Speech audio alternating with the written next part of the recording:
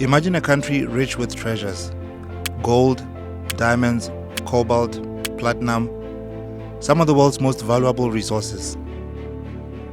That country is the Democratic Republic of Congo, the very heart of Africa.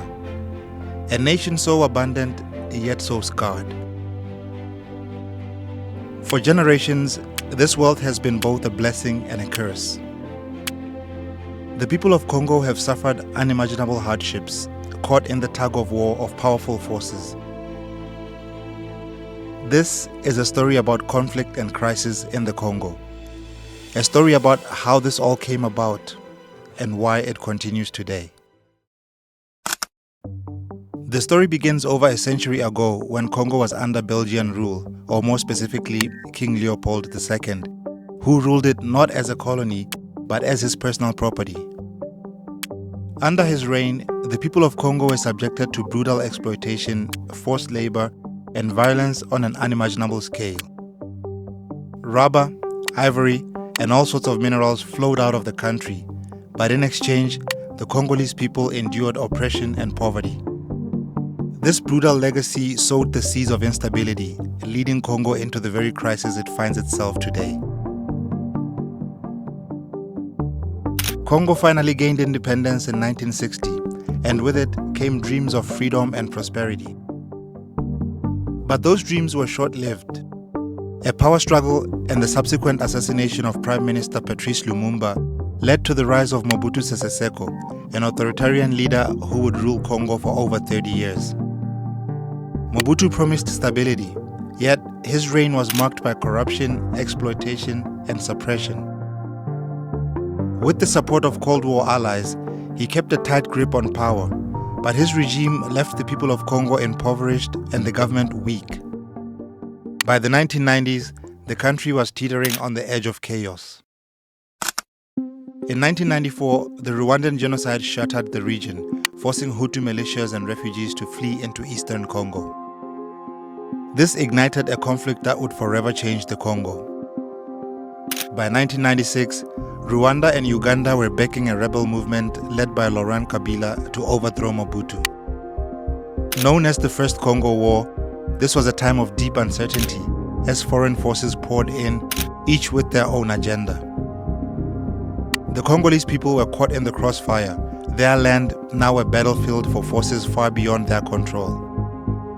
And by 1997, Mobutu was overthrown and replaced by rebel leader Laurent Désiré Kabila. But even with Kabila in power, peace was fleeting. You see, Kabila wanted to distance himself from those who had helped get him into power, and so he kicked them out. Feeling betrayed by Kabila, Rwanda and Uganda once again sent troops into Congo, effectively commencing the Second Congo War. It was a war so vast it earned the name Africa's World War. 9 African nations and countless armed groups clashed in Congo, each drawn by different motives, from revenge, ethnic hatred, a hunger for control, and perhaps most of all, a desire for Congo's wealth. As the war raged, civilians bore the brunt. Families were displaced, villages destroyed. Over 5 million people would lose their lives, a death toll that surpasses any modern conflict.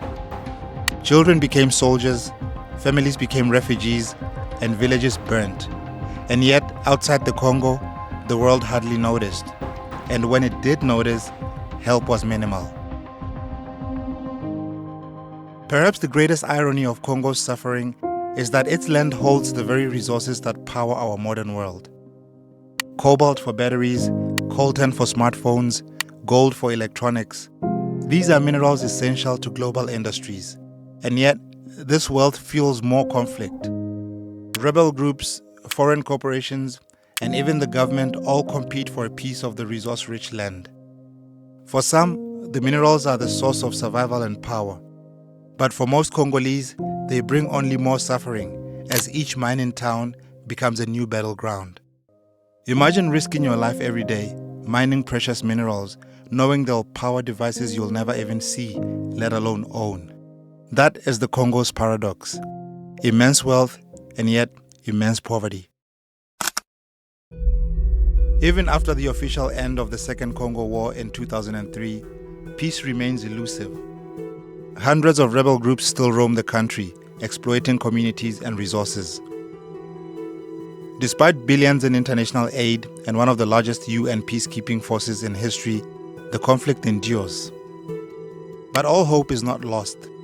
Young Congolese activists, NGOs, and grassroots movements are tirelessly working to bring attention to their plight, demanding accountability, fairness, and above all, peace. They are determined to build a future where Congo's wealth serves its people and not their oppressors. The Democratic Republic of Congo is a land of contradictions. Rich yet poor, beautiful and yet scarred. Its story is complex yet deeply human. Behind every statistic is a life, a family, and a community yearning for peace. If you liked this video, please give it a thumbs up, subscribe, and let us know what other African history videos you'd like us to cover. As always, I'm Simon Bayani, and this is Africa in Retrospect. Cheers for now.